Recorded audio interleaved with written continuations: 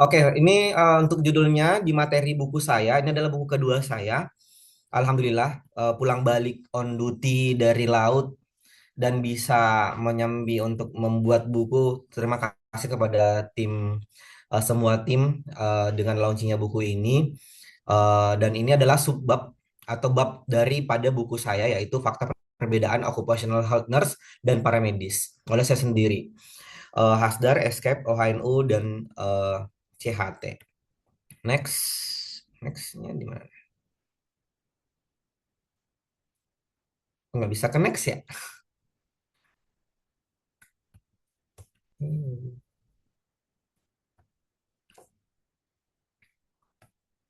Mungkin bisa di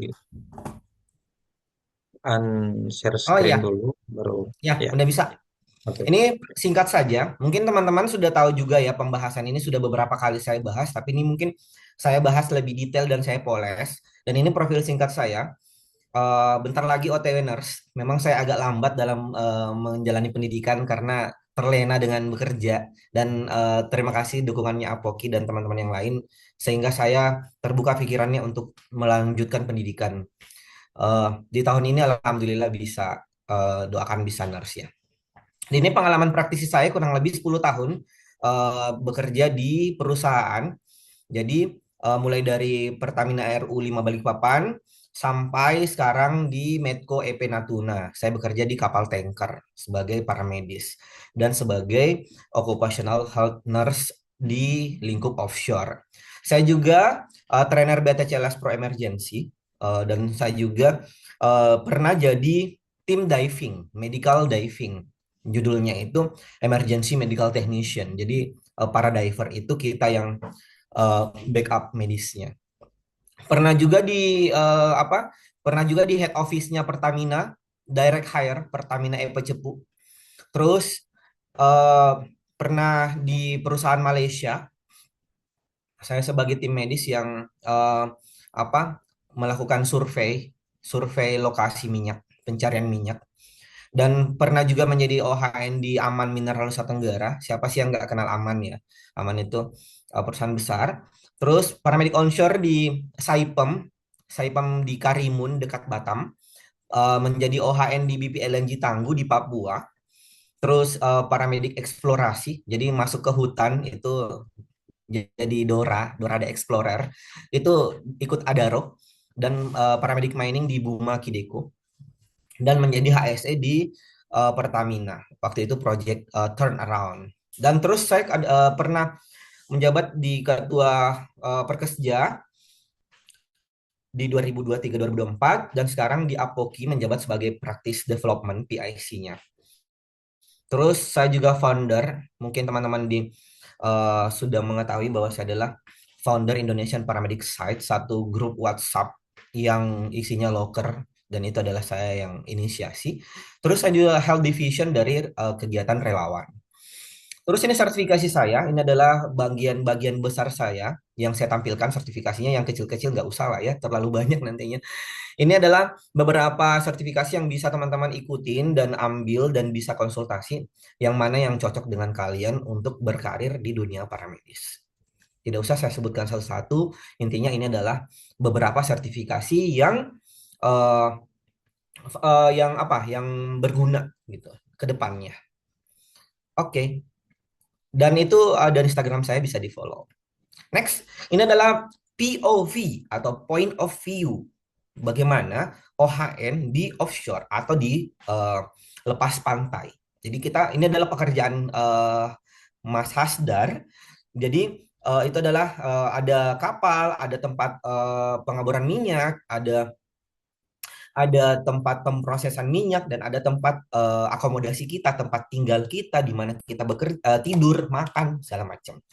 Dan ini adalah proses kruceng. Kruceng itu pergantian. Jadi saya turun, back to back saya naik. Saya naik, ya begitulah. Jadi ada yang apa krucengnya itu menggunakan boot. Nah, makanya kalau menggunakan boot berarti hanya butuh basic SEA survival sertifikasinya. Tetapi kalau menggunakan helikopter itu berarti harus Bosiet. Itu aja dulu pemahamannya. Kak, kalau saya mau ke offshore, eh wajib bosiet kah, itu pertanyaan sudah mendarah daging banget itu. Jadi konteksnya ketika tempat kerjanya itu menggunakan kruceng, menggunakan boot itu kapal. Jadi selain daripada minat Anda untuk ke offshore, harus cari tahu. Masa untuk boot sama chopper itu nggak tahu. Chopper itu apa, Kak? Nggak usah ke offshore. Minatmu aja nggak, minatmu aja tuh kurang. Jadi keminatan dulu. Minat untuk membeli kopi. Tapi nggak tahu, nggak mau tahu Arabica yang mana, espresso yang mana, gitu-gitulah. Jadi harus tahu dulu pergantian pemainnya ketika menggunakan kapal, berarti itu menggunakan basic sea survival. Kalau menggunakan chopper atau helikopter itu menggunakan Bosiet. Itu aja dulu. Itu POV-nya. Nah, ini adalah POV-nya ketika saya bekerja di pekerjaan project pipeline. Jadi pekerjaan di offshore itu pendek-pendek, teman-teman. Jadi harapan Anda itu jangan terlalu terpaku. Saya langsung mau ke offshore. Baru lulus tapi langsung mau ke offshore. Nggak ada cerita diterima di offshore orang baru lulus. Nggak ada. Jadi orang di offshore itu adalah orang yang sudah terbentuk. Di mana adalah ini adalah top of karir orang yang bekerja di paramedik. Karena ini gaji yang paling besar sebagai paramedik. Beda dengan HSE ya. Ini kerjanya hitungannya paramedik. Ketika paramedik itu kerja di offshore, berarti itu adalah topnya adalah end off. Jadi ketika ketika sudah bekerja di offshore, berarti ini udah puncak karirnya. Nah, jadi kalau dari masih pucuk, baru lahir, baru lulus, itu nggak usah berangan-angan jadi kerja di offshore. Saya mending ngasih fakta.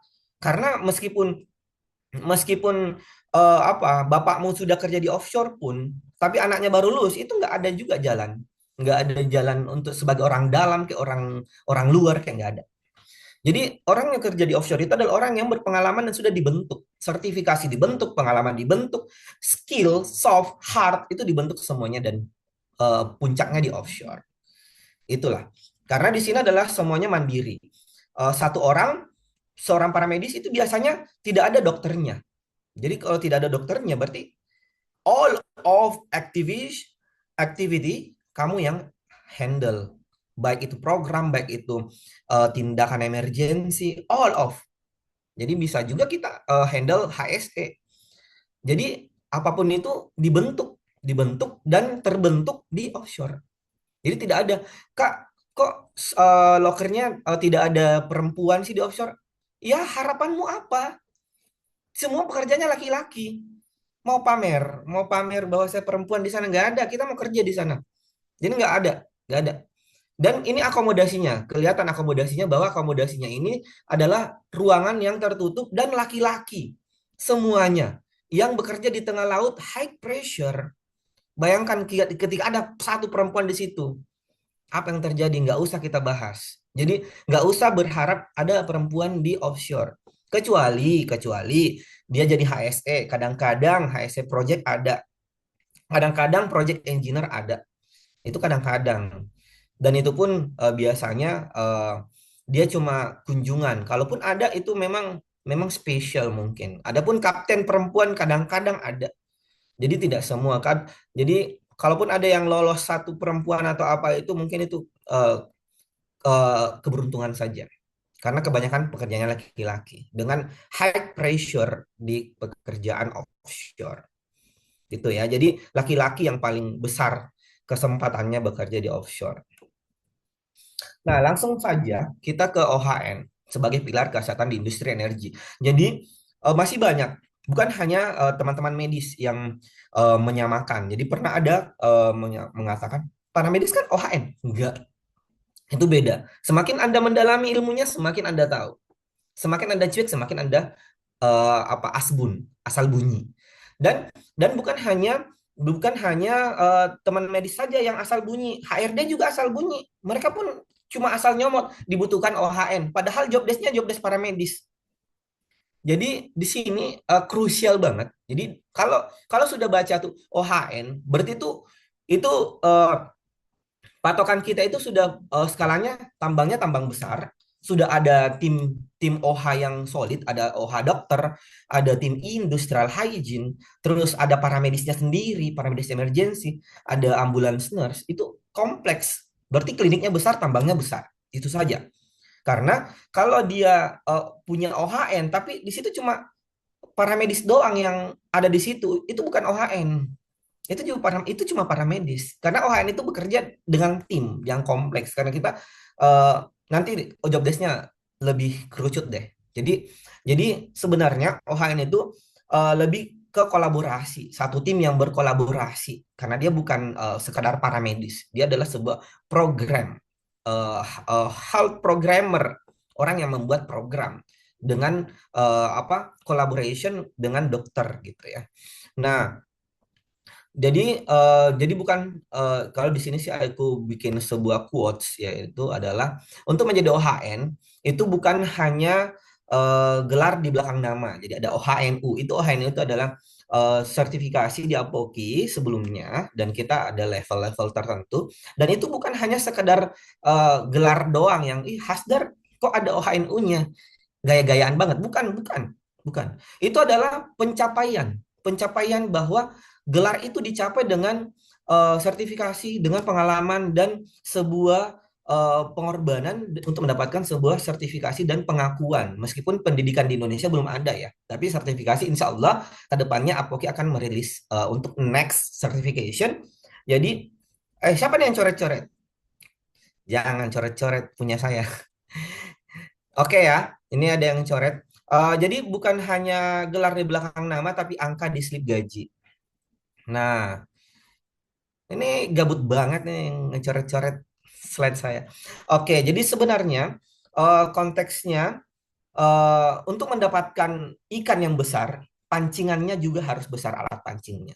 Begitu saja. Jadi harapannya boleh. Saya tidak mau mematahkan harapan teman-teman untuk menjadi perawat di lepas pantai, tapi harus sesuai dengan realita dan fakta. Mending nggak usah pakai drama, nggak usah pakai harapan. Mending langsung fakta saja. Oh, saya tidak bisa. Saya cermin, saya tidak bisa ke offshore. Berarti saya harus berjuang. Itu saja. Harus ditampar.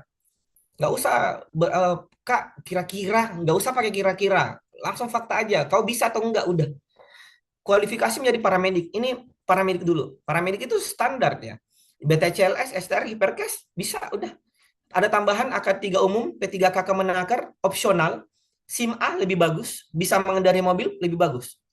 Itu ya. Jadi nggak usah, Kak, saya punya SIM A tapi nggak bisa pakai mobil. Berarti kok nembak? Kok belajar nih mobil?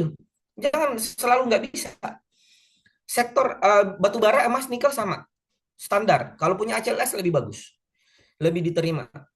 Terus perkebunan, hindarin aja lah. Karena sektornya sektornya ini.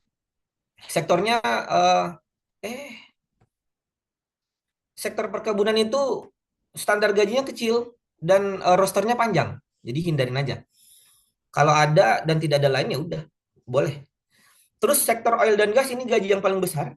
Mending ke sini kalau sudah siap. Kalau belum siap ya udah, coba dulu yang sektor-sektor yang lain. Nah, di sini dimintanya ACLS, terus minta BSS atau Bullshit Opito kayak tadi penjelasan di awal, dan English must be fluency. Harus bagus bahasa Inggrisnya. Kak, bahasa Inggris saya pasif, nggak usah bermimpi. Karena di migas itu harus bisa bahasa Inggris. Jadi belajar, tertampar. Nggak usah selalu tidak bisa, tidak bisa. Harus belajar ya.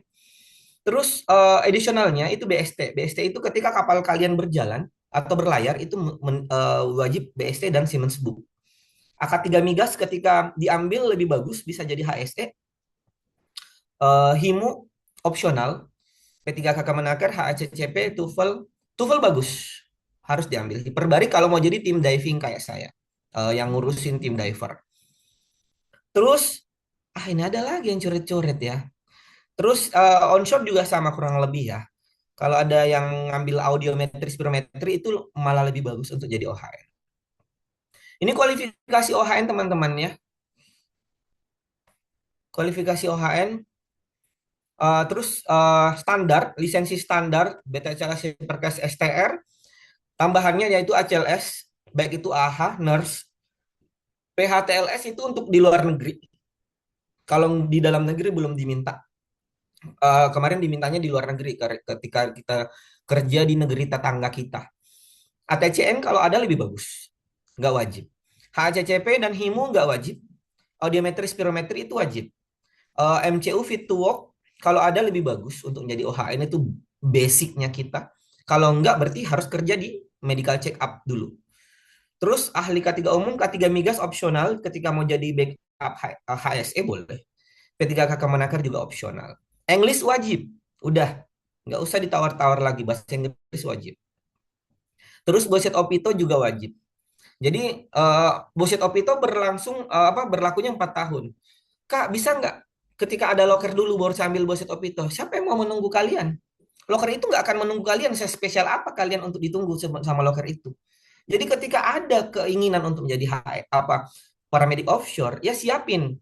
Dalam 4 tahun ini, bikin perjanjian dalam hati. Saya 4 tahun harus kerja di offshore. Sampai bosiet ini kepake 1 kali minimal. 1 kali gajian kembali uang bosiet opitonya. 7 sampai 8 juta bosiet sekarang. Ya gaji minimal 10. Udah kembali 1 kali on duty. Gitu ya. Jadi mindsetnya dirubah. Jangan ada loker dulu baru ambil. Bukan. Tapi disiapin dulu baru cari lokernya. Nah, ketika kita tidak dapat loker berarti kalian nggak berusaha. Itu saja konteksnya. Jadi jangan selalu, Kak, bisa nggak saya uh, masuk dulu atau bekerja dulu? Ya itu namanya kau terima beres namanya. Siapa pula yang mau bantu? Gitu ya.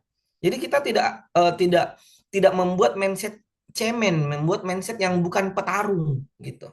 Kalau mau bertarung ya maju, ambil sertifikasinya. Kalau enggak ya kerja di rumah sakit. Udah. Ini karir petnya. Karir petnya yaitu di hospital experience. Kenapa saya masukkan sekarang hospital experience? Banyak pekerja-pekerja paramedis yang tidak tahu menginfus, tidak tahu menjahit, tidak tahu apa-apa tindakan di lapangan, haheho, gitu ya. Jadi harusnya minimal kalau mau jadi paramedis ya kerja pernah punya pengalaman di rumah sakit minimal ya. Di UGD kah, di ICU kah, minimal ada. Atau home care. Kalaupun nggak bisa hospital experience, minimal home care. Jadi ketika kalian nganggur setelah lulus, itu minimal ada kegiatan yang berbasis hospital atau ada kegiatan yang medisnya nggak lupa. Biar nggak haheho pas tindakan di lapangan ya. Nah, eh, terus ada juga nih kasus, Kak, saya sudah 10 tahun di ICU, tapi tidak punya hipercase. Bisa nggak? Nggak bisa. Orang itu syarat standarnya itu hipercase. Hipercase, STR, BTCLS udah itu standar. Itu minim banget udah jadi paramedik gitu ya. Meskipun 10 tahun kayak 50 tahun kayak di UGD enggak bisa kan syarat utamanya itu. Nah, pengalaman Anda itu dihargai ketika syarat utamanya sudah terlengkapi. Nah, jadilah paramedik di mining. Jadi memang ada karir path, ada structure, ada stepping stone-nya. Jadi pelan-pelan itu baru bisa melangkah. Ada prosesnya. Nah, jadi setelah di mining, baru mengumpulkan pelatihan. Jadi pelatihan khas dari itu nggak langsung banyak segambreng-gambreng itu. Itu Hasdar tiap tahun ngambil pelatihan, saya planning, oh tahun ini saya ngambil ini, setahun ini saya ngambil ini. Itu pelan-pelan saya cicil biar banyak. Nah, kerja di mining, tahu dulu ilmunya, siapkan mentalnya, baru melangkah ke oil and gas. Karena di oil and gas itu untung syukur kalau dapat senior senior yang mau mengajar. Kalau dapat senior yang tahu mau terima beres, kamu kan udah masuk ke oil and gas, berarti kamu udah berpengalaman. Ya, ya kita anggap orang yang masuk ke oil and gas itu orang berpengalaman. Jangan sampai ada yang masuk ke oil and gas dan ganti tabung oksigen itu nggak bisa. Ada, ada kasusnya di siteku dulu. Nggak bisa ganti tabung oksigen. Dan tidak tahu namanya tabung oksigen. Masya Allah, langsung kita pulangin. Itu ya. Jadi persiapkan dulu deh skillnya. Langsung ke perbedaan saja ya. Karena kita terbatas waktunya. Ya ada yang bocor, tolong, tolonglah fokus dulu ya.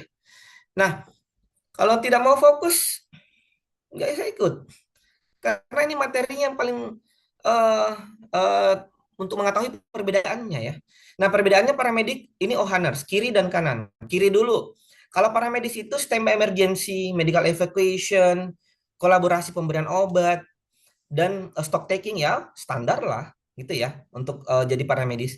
Kolaborasi drill emergency, health talk, kampanye kesehatan, distribusi bulkes standar. Ini pekerjaan standar untuk seorang paramedis. Tapi catat, ini adalah salah satu poin-poin pekerjaan yang ditanyakan nanti kalau interview untuk jadi paramedis. Ya, inilah poin-poinnya ditanyakan. Apa kerjanya paramedis? Gitu. Terus ada yang bocor. Tutup dulu. Dengerin dulu baru ngomong. Nanti ya. Terus ada fatigue test kepada karyawan. Terus ada training first aid kepada karyawan. Terus inspeksi kantin, mes, inspeksi klinik, ambulans, responder back itu standar semua ya. Nah, memberikan training first aid, kolaborasi dengan HSE, follow up temuan MCU, melakukan report. Lanjut. Nah, Ohaners, langsung geser kita ke kanan. Silakan fokus. Health Talk, kampanye kesehatan, distribusi bulkas sama, tapi materinya tentang OH. Enggak, enggak, enggak ini lagi, bukan jantung lagi, bukan masalah ISPA, bukan. Ini masalah OH. Masalah OH itu banyak.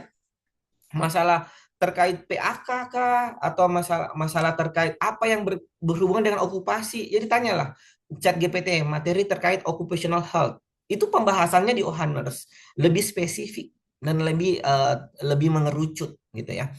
Terus lebih banyak kerjaan mengecek validitas MCU orang, rekapitulasi MCU, follow up temuan MCU. Kadang kita sebagai petugas MCU kalau ada MCU di lapangan, MCU on-site namanya. Di Aman Mineral itu kita melakukan MCU on-site.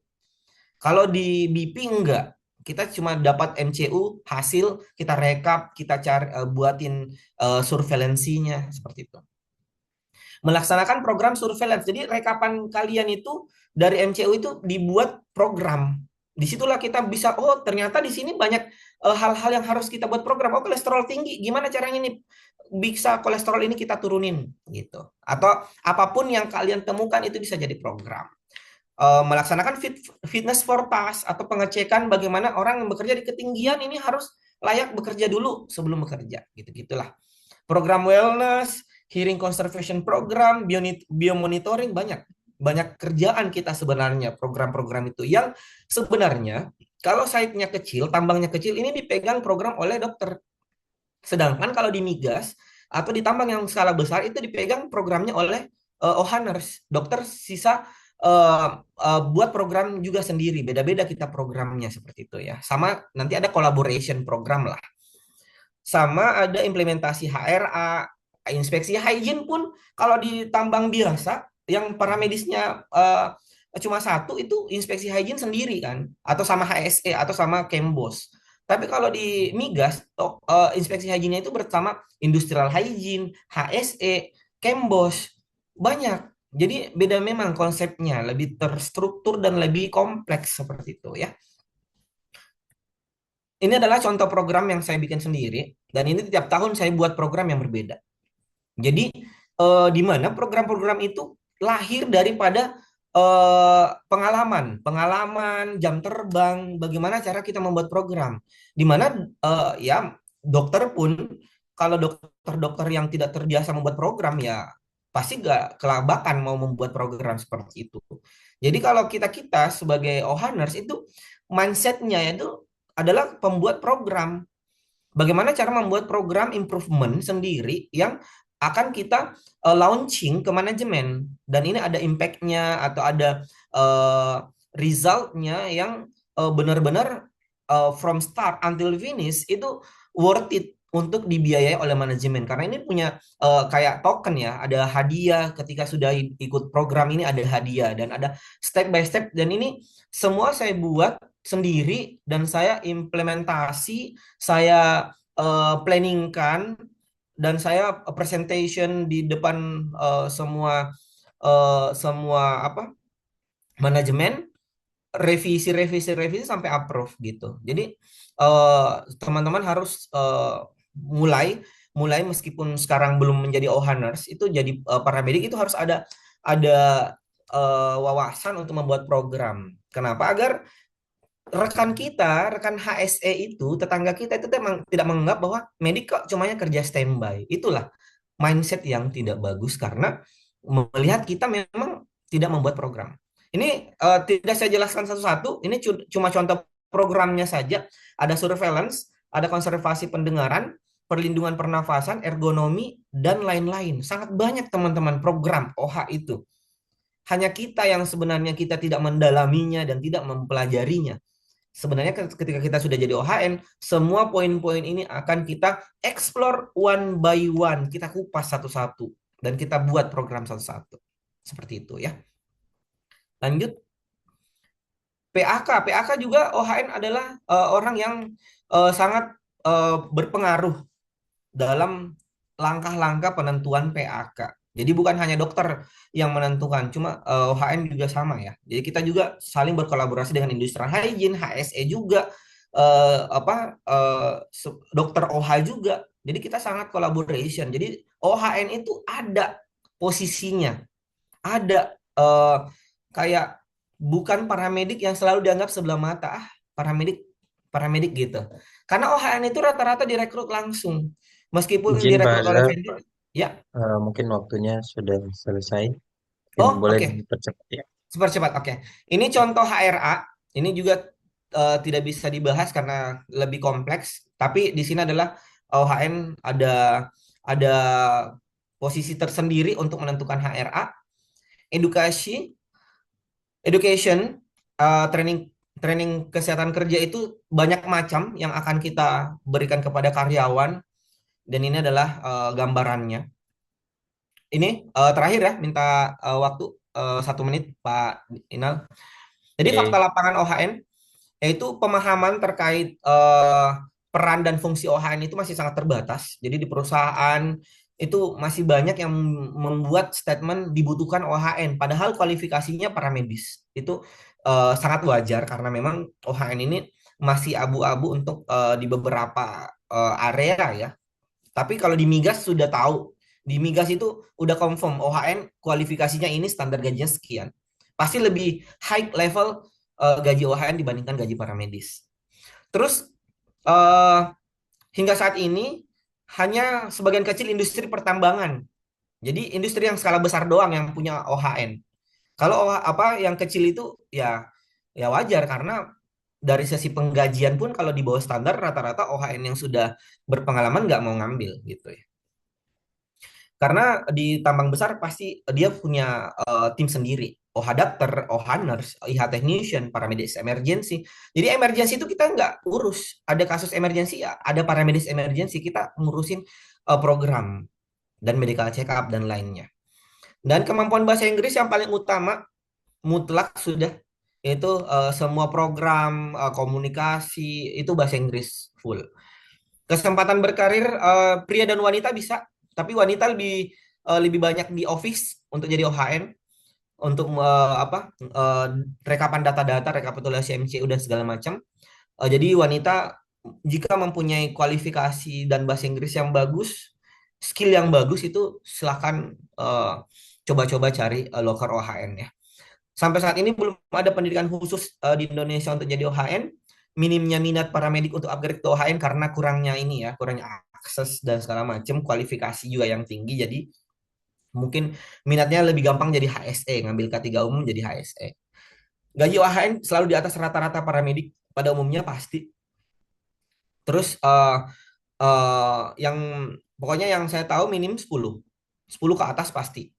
Di bawah 10 itu sangat jarang OHN. Terus OHN rata-rata direkrut yang sudah berpengalaman di bidang MCU, English-nya bagus, skill Microsoft Excel-nya bagus, dan mampu menjadi avatar, multi skill maksudnya ya. Terus direkrut langsung, direct hire, langsung kayak contoh langsung dari Pertamina-nya kah, langsung dari perusahaan ini kah, itu lebih banyak ketimbang dibanding vendor. Kalau paramedis kan banyak kan di vendor kan. Akhirnya gajinya dipotong-potong. Terus kebutuhan OHN di head office lebih banyak. Jadi orang-orang yang berada di Jabodetabek lebih punya kesempatan untuk bekerja di jadi OHN di head office seperti itu. Itu adalah fakta-fakta lapangan untuk OHN ya. Sekian. Jadi banyak yang materi yang kira-kiranya ini ya tidak saya jelasin lebih detail. Waktunya sudah habis. Ini penutupannya. Nanti pertanyaannya silahkan ditanyakan di akhir sesi. Ini adalah penutupan dari saya. Perawat nggak melulu harus kerja di rumah sakit. Sejahtera nggak melulu harus jadi PNS. Explore yourself. upgrade and improvement, berkarirlah menjadi OHM. See you. Terima kasih. Assalamualaikum warahmatullahi wabarakatuh.